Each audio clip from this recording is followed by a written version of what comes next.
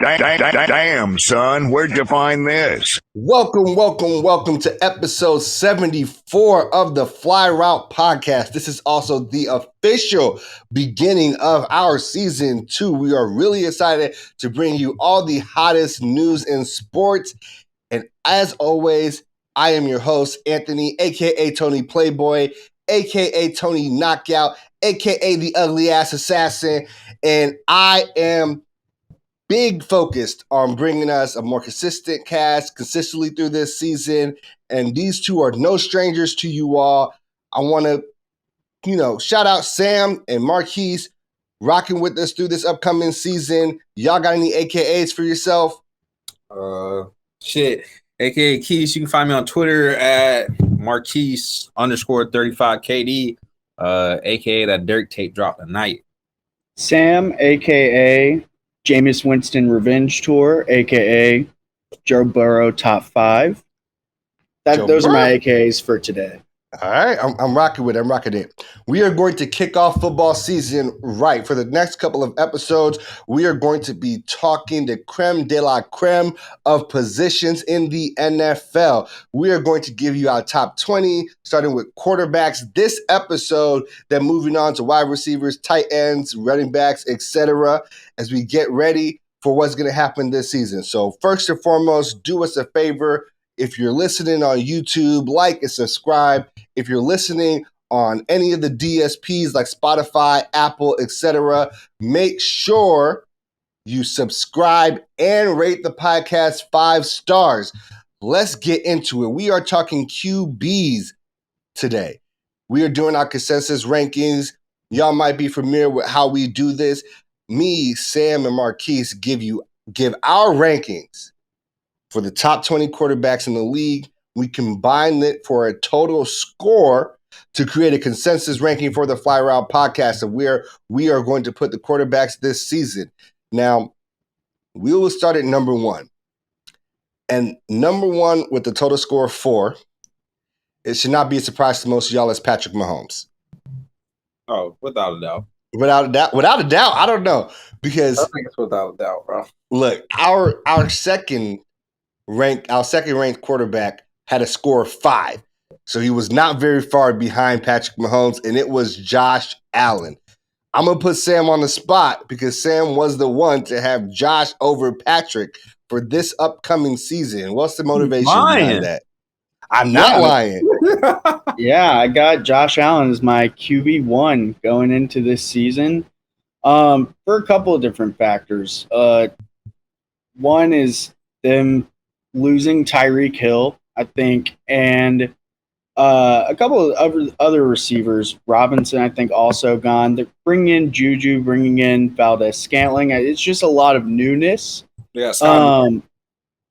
coming in to Kansas City, and I think Patrick Mahomes is kind of set up to continue to build on what they've been building on in Buffalo. So for me this year, he's my QB1, taking into account not just like the pure skill of each player, but also just the situation.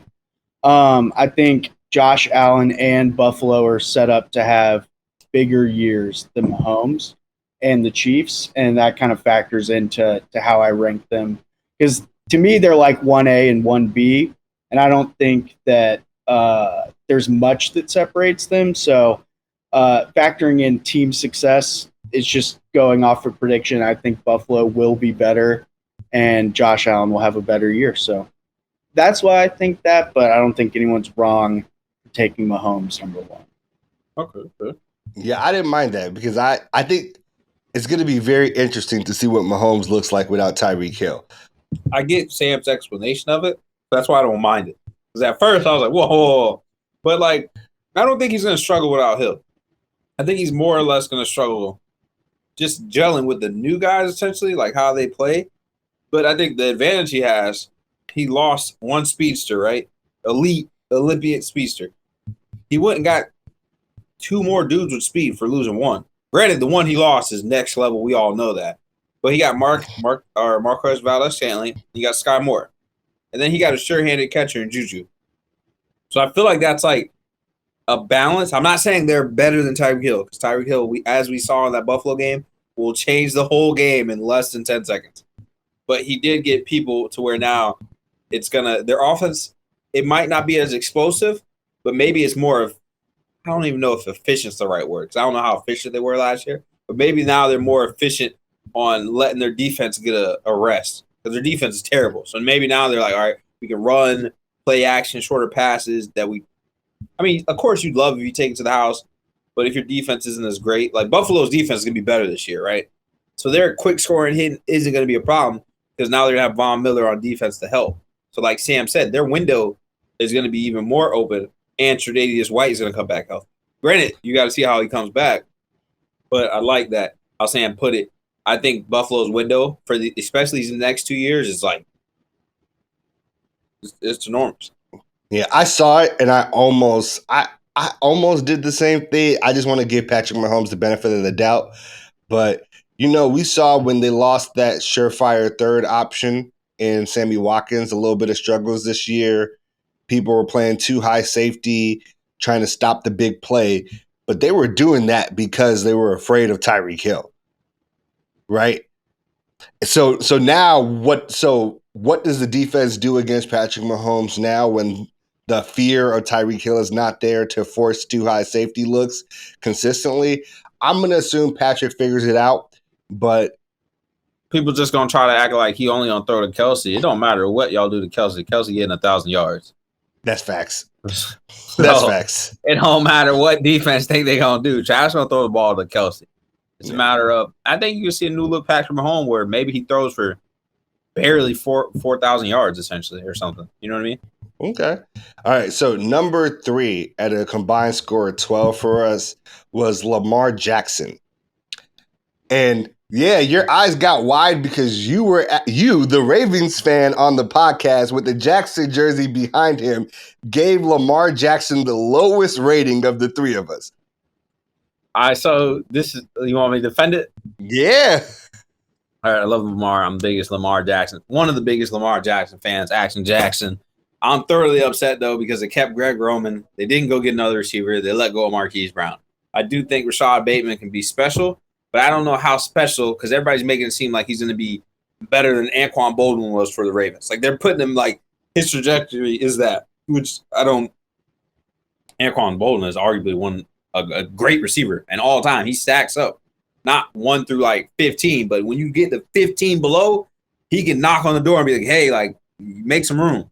So I just feel like he's going to suffer in that, and I feel like they're going to use him like a battering ram almost. Remember that year when Cam took Carolina, and then Carolina was just like, oh, we're going to keep using Cam like this, And I'm hoping the Ravens don't do that with Lamar. I don't know. Talent-wise, yes, I think 3 makes logical sense. But if you account for situation, is Linderbaugh, the rookie center, going to be that? Because in all reality, they could go sign J.C. Treader, which I don't know why they haven't. But they could have him just to reassure, like, no matter if Linderbaugh, and I'm not saying Linderbaugh's going to be bad, but it's just like we're putting a lot on a rookie center to be like, yo, please hold this down. And what if, like, he doesn't acclimate right away? I definitely think there's a weapon problem, but he did get Isaiah Likely from Coastal Carolina. I think he's going to be a dog.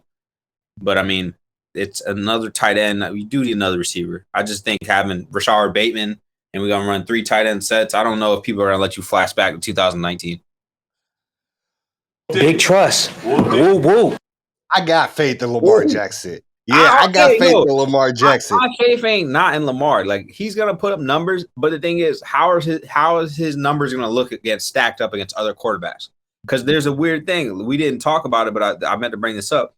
There's 4 quarterbacks on here that make a difference in not just throwing the ball. Like an insane impact. It's Kyler, him, Herbert, and Allen. All 4 of them can have some insane impact using their legs. Jalen Hurts, too. We'll put him down. No, because I'm saying, like, arm talent-wise where those dudes are and what they can do with their legs, it puts them in another, and especially Lamar, it puts them in a whole different stratosphere. So that's why I'm like, those 4 dudes, you're like, damn, bro. Like, but I feel like all those 4, the other 3 dudes have better weapons. That's facts. So they're not like, hey, we need you to run for 1,000. So it's just a lot of pieces, and the injured dudes are coming back. I'm just saying his numbers might not be as good as everybody else, considering what has transpired this offseason. But I think Okay. it's amazing. I just every year Lamar's passing seems to get significantly better. Yeah. And He probably would and have been he probably might have snatched the MVP low key last year if he didn't get injured. Because he had ungodly numbers before he got injured. and I just believe that another jump is coming in his accuracy and timing with the ball, that it's gonna look amazing. I also feel like the run game is gonna be easier and better for him, because if you're thinking you're gonna run 3 tight end sets, that's a lot of dudes to be up there blocking in your general offensive set, and you get all the injured running backs back. Because like, did y'all lose running back 1 and 2 last year? We lost 1, 2, and 3. People don't realize that. We lost the returner that was the third running back. We lost him. You lost Marcus Peters. We lost a couple other defenders. Like, we lost a lot of people, but how are they going to be coming back? You know what I mean? Yeah. Like, is Marcus going to be jumping every ball like he used to? Is he able to jump? Is J.K. Dobbins able to establish off the base where he was and take off? JK's nice. Yeah, but is he going to be that nice again? Is Gus the bus still going to be the bus? You know what I mean? So it's just like a lot, and I feel like it's to flash back to 2019. I feel like it's kind of tricky. You know what I mean? But I also get it because they already know that system. If you only add a couple new wrinkles, you're not switching everything on everybody. But okay. I still would have fired Greg Roman though. So that's besides the point. Yeah, I don't blame you. I'm actually concerned with the Ravens defense this year. But yeah, there's no fucking pass rusher. I'm super concerned too. You can get all the DBs you want. Hey, I do it on Madden. You have all the DBs you want. If them boys don't get to nobody, guess what you sit there doing? Oh, man, bro. This man threw the ball or his quarterback ran for a couple. Like, I just think they need to establish that, and not with Calais Campbell or Justin Houston. Like, you're not going to go get a receiver. At least get a pass rusher. Yeah. They got the young dudes, though. I'm not going to lie. And Calais is still playing pretty good for his age, but he's not a sack master. We saw RIP to Jalen Ferguson. He passed yesterday. And then Goose, and his real name was I forget Goose real name. Tony Siragusa. Siragusa, yeah. Yes. He was a dog. I remember I used to see like that early Ravens team's highlights. And he appears in The Sopranos, like for a brief stint. Okay, that makes sense. All right. So the next two are surprisingly young, right? At number 4, we had Joey Burr with the score of 15. And right after Joe, we had Justin Herbert with the score of 20. So that's that's actually a pretty big gap. Like it's bigger than the gap we had between 1 and 2. And it's bigger than the gap between 3 and 4. Real quick question. Next 10 years, you want Justin Herbert or Joe Burrow? Joe Burrow. Are you saying with them on their current teams? On their current teams, the way they're being constructed, next 10 years, who are you taking? I would honestly take Joe because listen to this. Joe had the highest QBR or the highest completion percentage out of everybody last year. And people knew that they're essentially throwing the ball. You know what I mean? Like Joe Mixon's great, but like their offensive line's off. So I think I don't know. I go Burrow. I think Herbert is a wild card. I do think he's like ungodly, like Aaron Rodgers, ungodly type. But I think you could probably have something like a Drew Brees, Peyton Manning special with just Joe consistent. You know what I mean? Okay. Not saying he's them dudes, but I'm saying like just the way that they might dominate the league going forward. Yeah. For that decade. I'm not against that. Look, right now, I also had Joe Burrow above Justin Herbert, but below some of the people that we have coming later on in this list. And Joe Burrow just seems like he's going to go on an absolute tear next year. Like, he has an offensive line. Like, draft day, everybody did the meme where, like, you draft Jamar Chase, Joe Burrow would get sacked, the ball would never get there. And, like, lo and behold, that is what ends up costing them the Super Bowl. And Cincinnati does something they never really do. They started paying bread to make a change. And like, they feel like they can go for it. And like, if Joe Burrow had the highest completion percentage last year with no offensive line, and he looks like he might have a top 5 offensive line coming into this year. The way they spent money on it's going to be hard to count him out. I don't know if it's a top 5. I think with La'el Collins from Dallas, that's a steal for sure at right tackle. But I'd say top 10. I don't think they're people could say they're Joe. I don't know, because all they did was him. They had Alex Kappa from the Bucks, and I think they drafted somebody, right? Yeah. I believe that's the case. They have Ted Carrasas, Alex Kappa, La'el Collins, and Jonah Williams now as their starting offensive line. It gives a solid. I mean, I think it just helps them stay balanced now, because Joe Mixon can get off, but now you're like, okay, Joe's gonna have time, so maybe these routes. I mean, Jamar Chase was beating everybody down the field anyway, so maybe these routes, it opens it up for Tyler Boyd or T. Higgins running, and they all run every route. Like, it's not like one dude doesn't run. Like, I don't know. It's just the connection that they have. Some dudes have better connections. Some dudes are like, but it looks like Joe has a connection with all of them. It's just elite with Chase. Okay. So at 6 and 7, we have a tie at 21 total points. And I actually had both of these guys over Joe Burrow and Justin Herbert personally. But we have Aaron Rodgers and Matthew Stafford tied at 21 for 6 and 7. I think Rodgers' career has clearly been better than Matthew Stafford's. I would be shocked if Matthew Stafford didn't have a better year than Rodgers next year.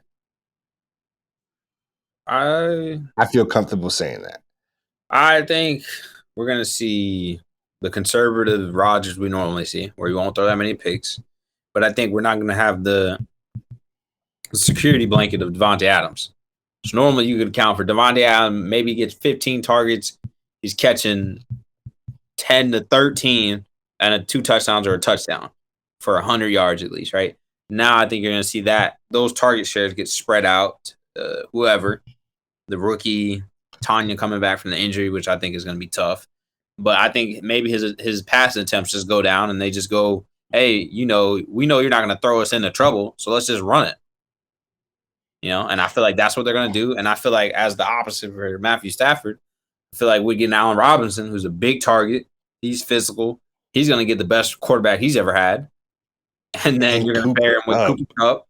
You still got the possibility of snagging Odell. And then in the midst of that, Cam Akers is coming back fully healthy. I think they're going to be kind of scary. Not kind of. I think it's going to be scary, especially if that Odell snag comes through. Boy. All right, so fantasy draft, you're drafting your quarterback. Both Rodgers and Stafford are available. Which one are you taking for next season? Who are you taking, Sam? I'm taking Stafford. I just think that it's tough when you want to think about pure skill versus the situation. I think you have to just walk the fine line of trying to account for both. And I think Matthew Stafford has so many more weapons, like y'all were just listing. And I don't know, I don't even know who I see as Aaron Rodgers' number one target. Tanya, as you said, coming back from injuries, question mark. Lazard has looked good in stints, but staying on the field, huge question mark. Rookie, maybe good. I don't know that much about him, but that's a lot to ask for someone coming into their first year.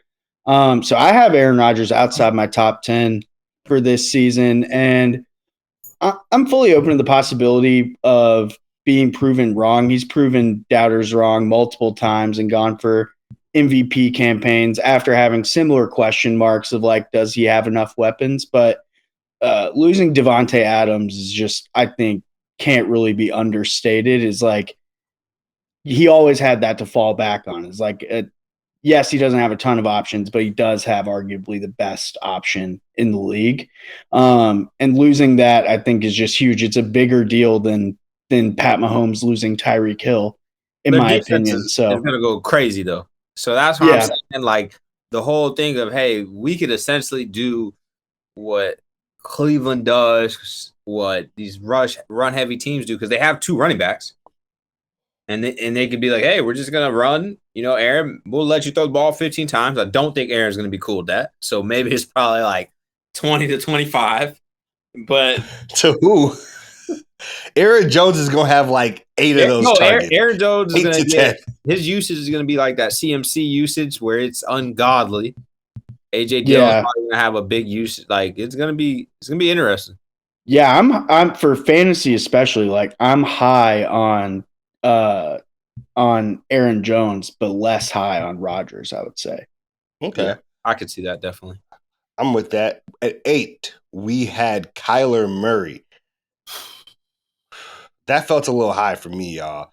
I ain't gonna lie. Kyler Murray at 8 felt a little high for me. The talent is clearly there with Kyler Murray. The weapons, he definitely has them, although he's gonna miss D-Hop for like 4 games, right? No, I thought it was like 6 or 8. Oh, It's not 4. it's not 4? I don't What he had like Asterin in his system. I don't know what he had in the system. Something illegal though. Yeah, I think they finally released what it was. It's 6 games. You are correct. It is definitely 6 games. So he's going to miss D-Hop for the first half of the season. And it's interesting because every season, Kyler Murray kind of peters out towards the end. Right? And it's not consistent enough for me to have him in my top 10 quarterbacks right now. Like, who would you put? I'm going to say something that people are going to think sounds actively. Yes, I am. Yes, I am, and you know it. Yes, I am, and you know it. I take Derek Carr over Kyler Murray this year in a heartbeat. So hold on. In a heartbeat. Where are you putting Wilson? So I had Wilson, like personally on my list. Wilson was number 10, right? But Wilson on this list is actually number 9, right after Kyler. So we have Kyler and Wilson back to back right there. I feel like Kyler is a top 10, but the only question mark is he's not going to have Hop for 6 games. And people are saying Hop is kind of on the decline. He's not playing as good, which I don't know if that's really true. I still think I still think he's all elite talent. But the issue with Kyler has the same issues that Russell and Drew Brees has. He's a small dude. Like people say Russ can't throw from the pocket because he can't, like, he can throw from the pocket, but they're like, he can't see as good from the pocket essentially. So you have things like that. Kyler's going to deal with. I don't think he's going to be bad. I think it's probably going to be one of those RPO offenses for a little bit. I'm not going to say he's going to be bad. 8 was rich for me for Kyler Murray. Just like the talent is clearly there. The dual threat potential is clearly there. We just have not seen it over an entire season. Yeah, I think my ranking probably is what moved him up because I think I just have him making a huge jump this year because I agree we haven't seen it yet. So I have him at 6, just predicting where he'll be at the end of the year, not where he's off coming from last year. And I just think he has just so much talent, so much potential, and enough weapons to make it work that I see it progressing this year and not just looking like an MVP candidate for 2 weeks, but longer into the season, hopefully. Yeah, I mean, the talent is definitely there, like we said. It's just a matter of finishing it through and then staying healthy, I feel like. Because he's not bad. Arm talent-wise, he's making the throws. He's mobile. It's just like in the pocket. Those throws were like, you're not going to have the time to roll, All right, 9, we had Russell Wilson. Russell Wilson, new team, Denver Broncos. Overall, different weapons. I'm not going to say better, especially the wide receiving area, because DK and Tyler Lockett are nice. I like Jerry Jeudy. He's nice. I like Cortland Sutton. He's collectively better. Nice. The tight end spot, no, I'm saying like the receivers, having 3 receivers is better than having 2 receivers. Having 3 receivers that aren't as good as the other 2 is better. All right, Tyler Lockett's the best one out of all of them, right? Yeah. And then 2, I'm probably taking Cortland Sutton before he got injured. Okay, Cortland over DK. That's going to be interesting when we get to wide receivers later on. I think Cortland runs slightly better routes, and I think he has better hands. DK is just this physical specimen of untapped potential that could just soar. But the thing is, he has to get to that. So he's not there yet. You know what I mean? So I'm not going to put him over. And Cortland could get better too. That's not saying Cortland's like is where he's at. His ceiling is pretty high too. But I just feel like Russ will probably have a better year with Cortland having that unit he has now. But it's going to, like you said, it's going to take time to gel. It's a whole new unit, different atmosphere. It's more windier. Shit, Seattle is windy, but like I don't think it's getting mile high windy. At least he has a real offensive-minded coach. And he has an offensive line. He has a left tackle and Bowles that's going to protect him. He got a young center that could be promising. Like he got pieces to protect him. Their defense is pretty. They probably got maybe the best defense in that division, maybe. Okay, so what's y'all's ceiling for Russell Wilson coming into this season? Like yards or just like ranking? Like, I want to see like yards, touchdowns, overall team performance, because that team is going to have to move with Russ. They used to move through their defense, but that was because that's Fangio's thing, and they fired Fangio. I think it's going to be one of those things they teeter on getting into the wild card. I don't think they're going to win the division. People are saying they're going to win the division. I think it's a lot to ask of that team. But I think it's going to be teetered on sneaking into the wild card and then giving people a run for their money from there. Russ is probably going to go over 4,000. He's going to be probably at like the 4,000 mark. And then I think he's probably going to throw a couple interceptions. So I don't think it's going to be. I think there's going to probably be some balls he might miss or tip for whatever reason. I say he probably has 10 plus interceptions. Ooh. I mean, the last time Russ went for 4K was in 2020, so that's not crazy. He did it in 2019 too. So I'm not against that. I'm not against that. Number 10. And number 10 is important for me. All right. Like, Derek Carr is our number 10 quarterback here. And I got to speak to y'all about this. Derek Carr might currently be the most underrated quarterback going into this year. And I know everybody's like, it's Derek Carr. But at this point, they have surrounded Derek Carr with just like an all-star cast of weapons. He has Devontae Adams, who was arguably the best wide receiver in the league for the past 2 years. And it's not like his connection with Devontae is new. It's old. It's old. So, yeah, so I expect that to click early. Darren Waller is like a top, 4 tight end in the league? 5 at worst. Hunter Renfrow, one of the most underrated route runners in the league. Like, third and Renfrow was 100% a thing for a reason. Like, the weapons around this man are nice. They are nice. And I actually expect Derek Carr to take a big jump in people's, like, projections of him. So, like, I like Derek Carr at 10. Personally, I had him at 9. So that's not way too far off where I had him. But I really think Derek Carr is going for a very big season. Where are y'all at on Carr? I'll let Sam go first. I agree with you, and I'm kind of regretting where I ranked him, honestly. I had him at 13. One person I think that I would move him up above in retrospect is maybe Dak. Just with the amount of options he has, Dak losing Amari Cooper and just always have injury concerns when thinking about the Cowboys just in general. But I like Derek Carr going into the season. I think Oakland will win that division. So yeah, I agree with everything you said. I have him outside the top 10 in my initial ranking. But I mean, he ended up QB5 last year in terms of passing yards, and you're adding Devontae Adams to that. And I'm a full believer in like the Joe Burrow, Jamar Chase college connection to pros is like a real thing. Obviously it's been longer since these two have played together, but I still think it will translate. So yeah, I think I'd move him up a little bit on mine for sure. I think I have him at 12. I got Kurt above him. Everybody else above him is people I would still. Yeah, I got Kurt. Kurt's getting the offensive mind coach for once because they fired old boy. I mean, he got the weapons. The weapons are still the weapons. So it's hot, and somehow Kurt knows how to just put up numbers, and maybe they don't get anywhere, but Kurt's gonna put up numbers and just be able to be in this weird territory where people can't say, "Hey, Kurt isn't good." because we're not counting win losses. We're counting just what he does off his production.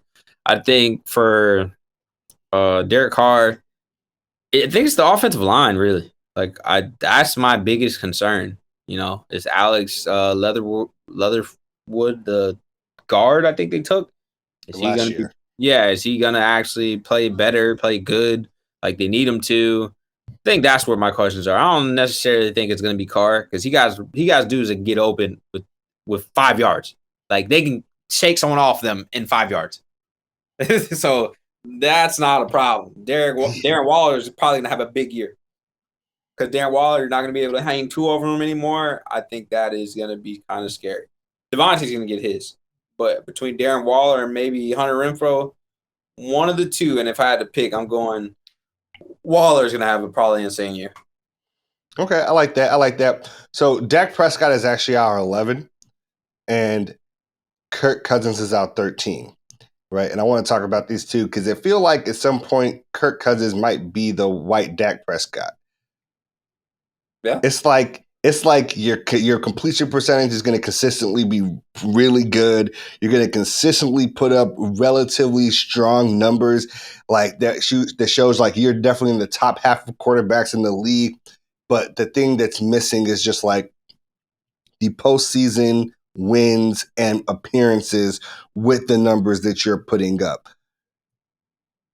Dak is interesting because Dallas is going all in on CeeDee Lamb being that number one guy.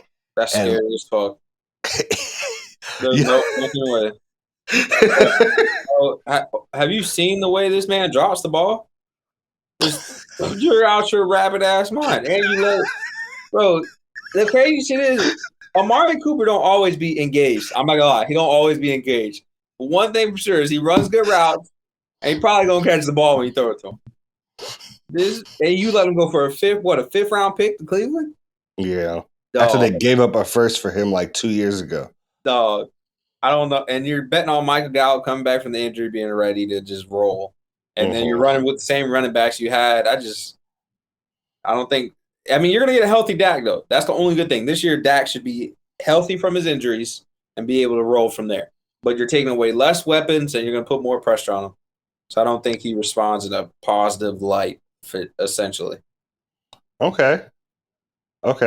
So we got to talk about our 12. And this 12 is going to put Marquise on the spot because our 12 is Tom Brady. And before you're like, what the hell are these boys doing? Right? I want to just specify that me personally, Anthony, had Tom Brady as his fourth best quarterback in the league. And Sam had Tom Brady at 9. Marquise refused to rank Tom Brady, which gave him a total addition of 27 to be at 38. There was 2 people on this list I felt like did not need to be on this list for various reasons. One was honorarily disincluded from my list. You know why? Because he has 6 goddamn rings. And every time someone compares them to the dudes that are active now, you can compare him off his last season. But then somehow the conversation of past seasons get brought up awkwardly. And it is a disadvantage to bring up those rings and you're talking about current players. And I feel like he is just on his next adventurous mission, just collecting whatever's left. Like, because he's already done it. So I don't think there was a need to include him. Can he? And another thing is people forget, he was like, the Bucs saved him in a way because the talent there was so big. He didn't have a talent in New England. You saw that he wasn't the same dude that could make dudes look good.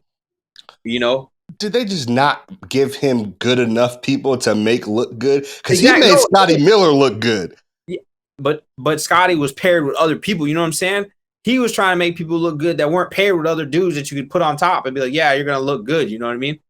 So I think that's why I didn't include him. I didn't include Deshaun fucking Watson. Obvious reasons don't need to be discussed. About 24 reasons why I didn't include Deshaun Watson. Right? But those are the people I didn't include. If I had to put Brady in there, based off last year, he would easily be a top 10 quarterback. Pushing top 5, probably top 5 because I probably bumped Lamar because Lamar got injured and we're basing it off of what we think they're going to do. And then their outlook of their team. I think the Bucks will struggle a little bit. Godwin's coming back from the injury. There's probably not going to be Gronk for a couple weeks. Maybe he comes back playoff time. But there's no Gronk right now. They did get an addition on the line with Shaq Mason, but they lost the left guard. He retired. Their center Jensen came back, saved the day for the Bucks because the Bucks almost lost everybody. Tom said, "Hey, you know what? I'm not going to retire." But he said, "Okay, I'm coming back." I just think it's just not going to be the same team as late. I feel like if Tom, as much as people bet on him having a bad year, I'm not betting on it, but if it was going to be a year where he struggled a little bit, it'd probably be this year. But he does have Mr. Consistent in Mike Evans. So he has a receiver he knows and get 1,000 yards. I think just not having Gronk and maybe not being able to utilize Godwin how you did, maybe his numbers take a dip. Maybe he just struggles a little bit there. But I don't think he's going to be the worst quarterback you can think of in the league, not at all. I don't think we'll ever see that, but I think maybe his numbers aren't going to be as good as what they were. Okay. You can't compare. You just can't fucking compare them. You can't. That's like comparing a dude in one happy marriage to a dude that got divorced 6 times. I mean, you can compare them. One is quite good at marriage. The other one is quite bad.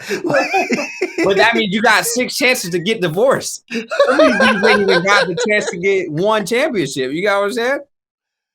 All right, I'm with you. We talked about Kirk Cousins being at 13. I want to move on to 14, and I want to ask Sam about this because Sam had this player higher than everybody else on this list by a significant margin. At 14, we got Jalen Hurts from the Eagles. Sam had him at his 7th spot, right below Kyler.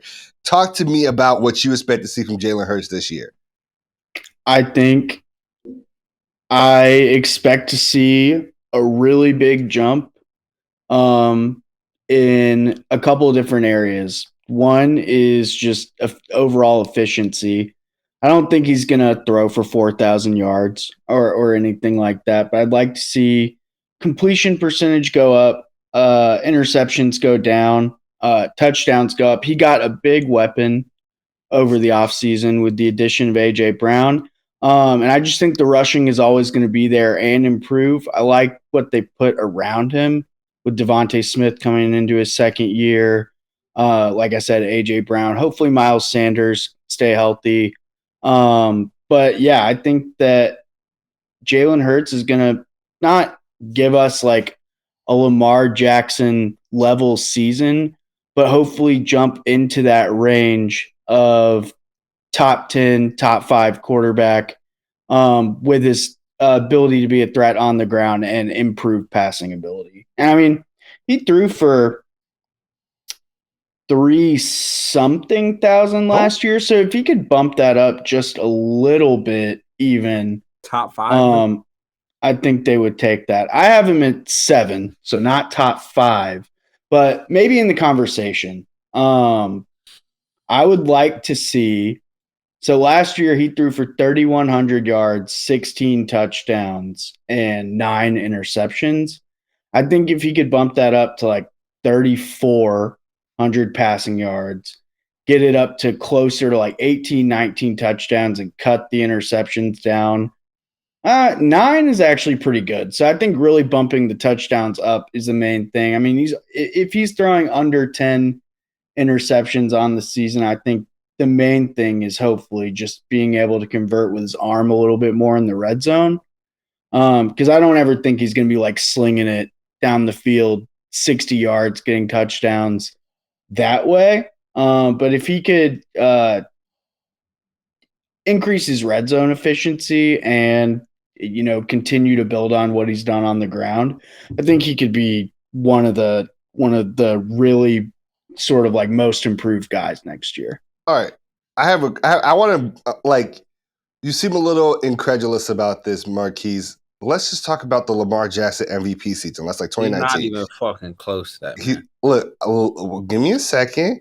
Right, the touchdowns are not close. I agree, but Lamar threw for 3,100 yards at that year and rushed for 1,200. Yeah, 1,200. Yeah, like I'm gonna give him every single yard he rushed for. I'm not gonna shortchange him. Right, through 3,100 and 1,200 rushing yards. Right. how close do you think Jalen Hurts could actually get to that? Because he already got to the 3,100 passing yards last season. He's not rushing that because he's not elusive. People forget the thing that makes Lamar and Vic that so much different when they play quarterback. Well, Lamar specifically, Lamar's 1 to like the 5th gear is insane.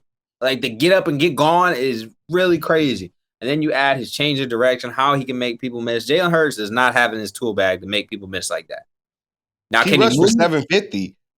Can he last move? year. Yeah. And 10 touchdowns.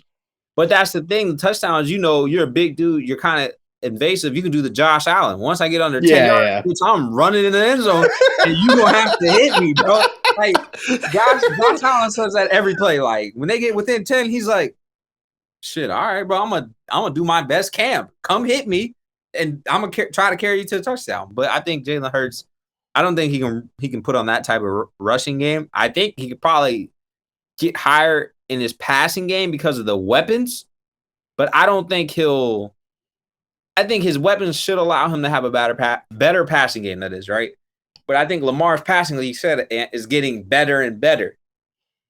So don't So compare him to 2019 Lamar Jackson, not Nah, 2022 okay, Lamar he's not Jackson. fucking with 2019 because you said he was short. What 3,000 yards and he wasn't close to touchdown. He was short like They're short 300 yards in rushing, 300 yeah. yards in rushing, and like what? probably like I think 15 touchdowns. I'm not going front because Lamar had like 36 touchdowns that year. Okay, thank you. Like you ain't lying. You ain't lying. But look, if he Yeah, goes for like 4,000 yeah. 1K, like if he goes for like 4,000 passing yards and like 1,000 rushing yards, You go to would you be 4,000 shocked? 1K, bro. I'll give you $100. I will say Hey, he hey, only hey. needs. Okay. Hey, hold on. Let's put some stipulations on it. Hold on, Sam. Stipulations. Because I'm not just coming off this. I'm cheap. I ain't just coming off Because let me break this down. He only needs 14 more yards a game to get to 1,000 rushing yards. So I could see that happening. Listen, not he going Ant for you to get this $100. He needs to throw 4,000. Mm-hmm.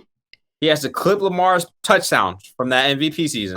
He ain't gonna do that. All right. But I'm gonna still like. Look, I'm just like, yeah. Talking about he got to score 40 touchdowns in the season to get the money. Come on. Not fucking with you, bro. So that year, I would have had Lamar number 1 overall player, overall quarterback. So compared to that, I have Jalen Hurts at number 7. So I'm not saying he's gonna like even live up to that, but somewhere approaching the stratosphere. That's his ceiling, but he can get a couple stair levels below and still be good. Exactly. I mean, yeah, he has the abilities. Like he's not garbage. I just think he's maybe not top 10 because I think there's obviously people like Kirk Cousins and Dak Prescott that I'd rather be efficient and just hold there. Kirk Cousins has been holding the spot where he's always been. Where hey, you can't really not include me in the top 10, but you can put me up there if you want. No, Kirk Cousins has always been in that 13 to 15 range But with Matt Ryan. He sneaks in at 10 or 10 or 9 because people are like, look at the numbers.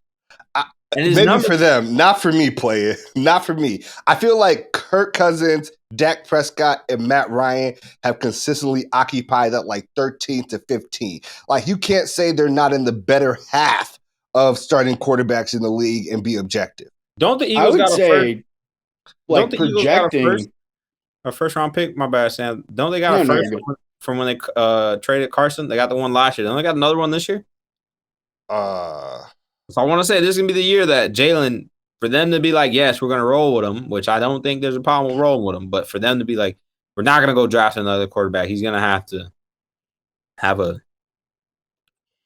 a Lamar year, but in that stratosphere type year. That's why you get AJ Brown. You are correct. You get AJ Brown, so there are like near no excuses. Yeah, it's what they're doing with Tua. It's like we gave you everything, so if you can't do it, you not him. I think there's some big differences between those. It's the same concept. I'm just saying, like when same concept, different landing spots on the teams of where they're situated.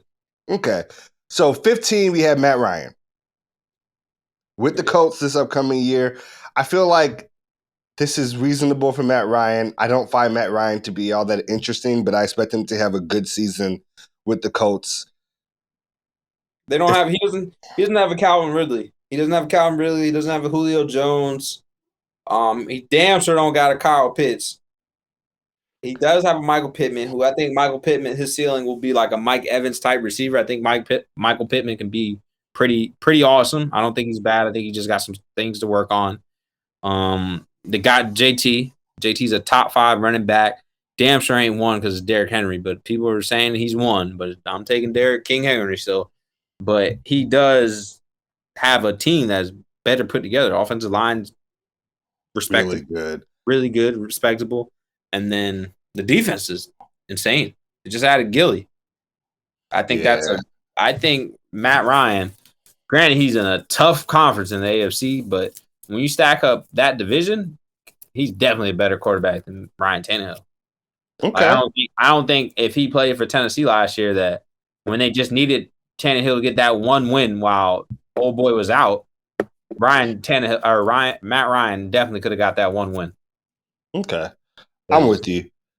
I like that. Let's talk about number 16, and with the combined score of 52, 16 is Jameis Winston, and Sam had Jameis Winston dead at 16 on his list. So like that's actually pretty good. What are we going to see from Jameis and the Saints this upcoming year? You probably follow the Saints closest. Michael Thomas, Chris Olave, Jarvis Landry. No Kamara, probably for like 6 games, but I think Jameis just has so much more to work with this year. Obviously, coming off injury, there's always a question there, but from everything that's been reported, he's recovering well and expected to meet the timeline of being ready to go. So I think just like given all the additions that the Saints have at wide receiver, Jameis is just kind of set up to have a much better year, even though from what we saw from him last year, he was looking pretty good, even with the sort of limited amount of options he did have. So I'm pretty optimistic that even though I have him at 16, I feel like I'm just kind of doing the thing where I don't want to overhype him just because I'm rooting for him, trying to be too objective. And because of that, I think I have him maybe like 1 spot lower than I would actually want to put him, maybe 2. But yeah, I think he'll be in or near. I think he'll be in the top half of starting quarterbacks in the league, like top 15 guy.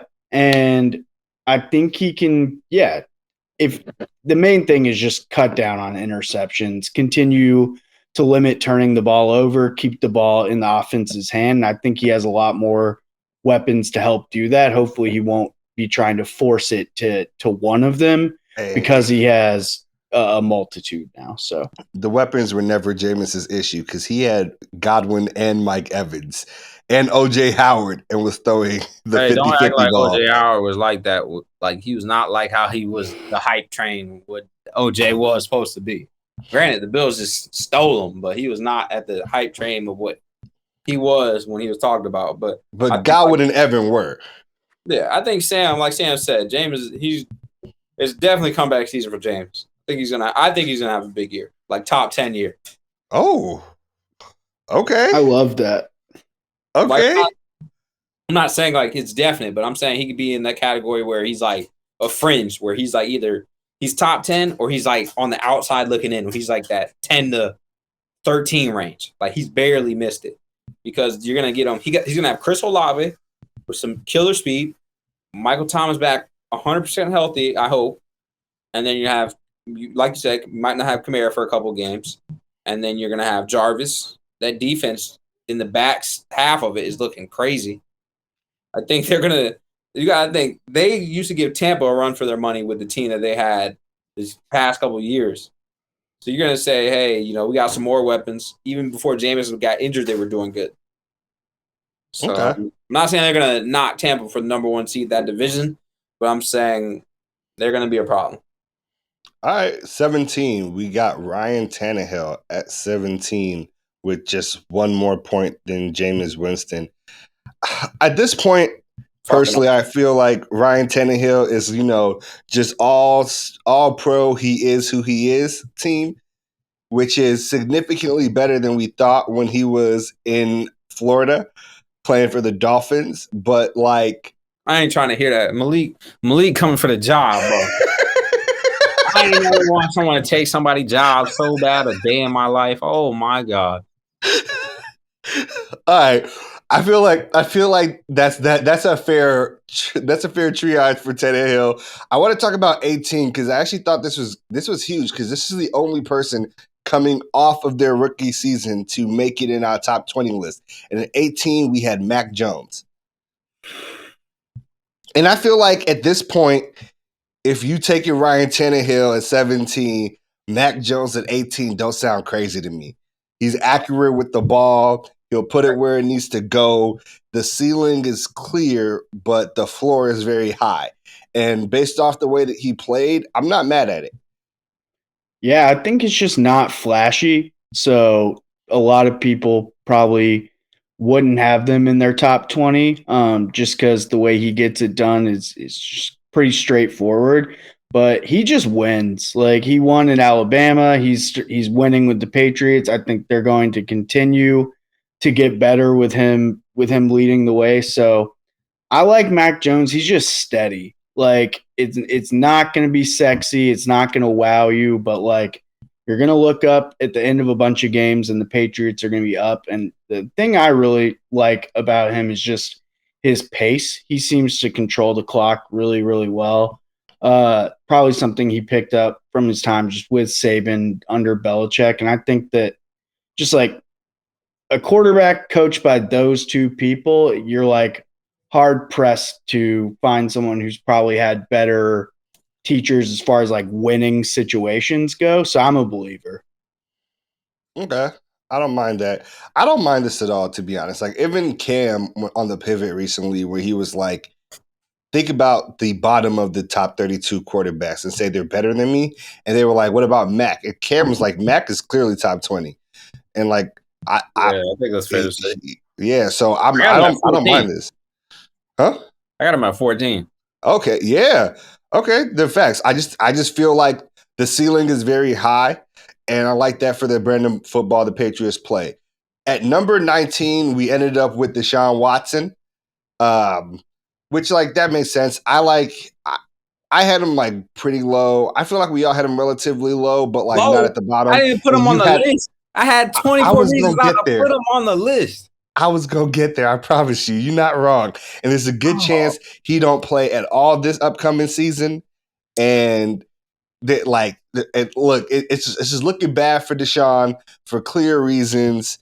And that's all I can really say about it. But we all know the last time he was actually on a field, which is now over a year and over a season ago, the man led the league in passing yards with no team. Basically. Wasn't it a losing season? It was with no team. I got a better point. All right, there's three of us in here right now, right? Mm-hmm. If you add two more, that's 5. Mm-hmm. 1 in 5 women get raped. Did you guys know that? I feel like I've heard a similar statistic. 1 in 5, right? So there's 24 women. 1 in 5. What are you at that possibly got raped if you go off just that number of 1 in 5?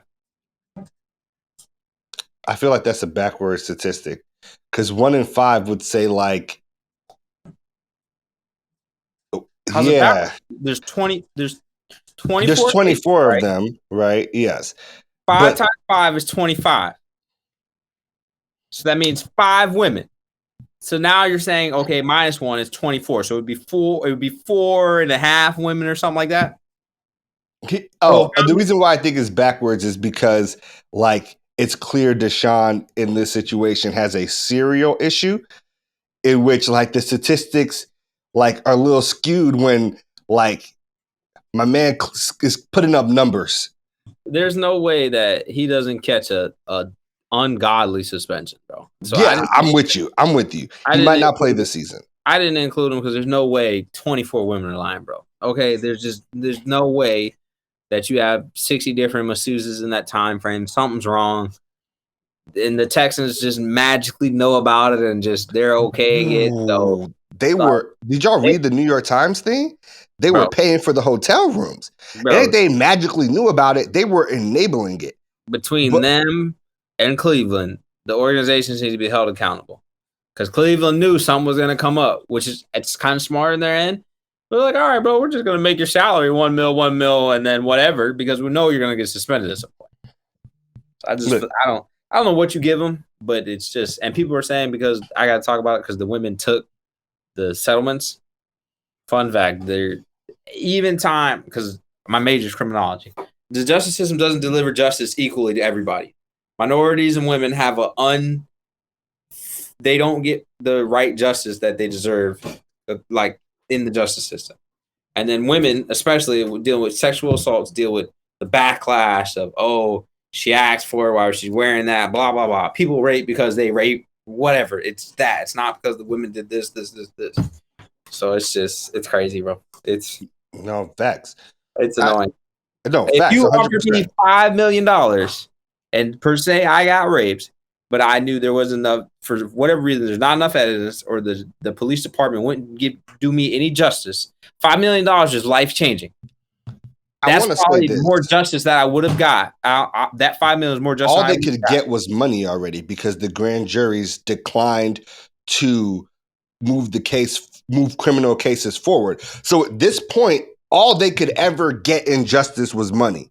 So exactly. I don't really feel like they should be slighted for settling, because in a literal sense, since the grand juries refused to prosecute, right? So criminal charges are not moving forward. The only recourse they could get in a civil case is money, right? Someone offered to give you $2 million for a settlement. You gonna say no, Sam? I don't think they got $2 million, but no, I wouldn't. All right, let's be generous and say they got $500,000 each, or 400, like 200,000. You said no? It don't make sense to say no when if you win your case, all you can get is money. Like that's the thing, because they're refusing to move forward with criminal trials. Even if they win their case, all they can get is money. Like it really, like at this point, that was the only outcome: settle or go to court and win. The only outcome was going to be monetary, because they refused to move forward with criminal charges. So like they're put in between a rock and a hard place as far as like, what is your recourse going to be when the criminal justice system fails you in that aspect of trying to bring up criminal charges on somebody? So I feel like you are 100% right. Number 20, by the way, is Jimmy Garoppolo on our list. I actually don't mind it. Jimmy G went to a Super Bowl. We don't know if he's going to play or where he's going to play or what that's going to look like, but his resume says he should be in the top 20. So, I feel like that's valid. I just think it's the money that San Francisco's kind of like hemmed up on, of like keeping him. I think they would keep him without a doubt if the money wasn't an issue. But I think the money's the issue. Having to pay, it's pretty soon pay Nick Bosa, Debo. If you don't move him, it's a pay him time. I think they're kind of trying to figure out, like, you know, what essentially what do we do there with that? So I don't think he's bad. You already know what he can do. He can lead a team to a championship. He did that. He's one throw away. Who's to say what's his face? Emmanuel Sanders didn't run hard enough, or who's to say Jimmy G just didn't fucking miss him on the throw? Valid. The last guy I want to talk about is our honorable mention at 21, because he is in for probably the most interesting season, is Tua. Tua was our honorable mention at number 21, and the Dolphins have done everything to put him in a great position, upgraded the offensive line, got new running backs that are significantly better, got Tyreek Hill. Do y'all think Tua makes the most out of these weapons and solidifies his ability to be the Dolphins starting quarterback? No. I just don't think he's that guy. Nothing.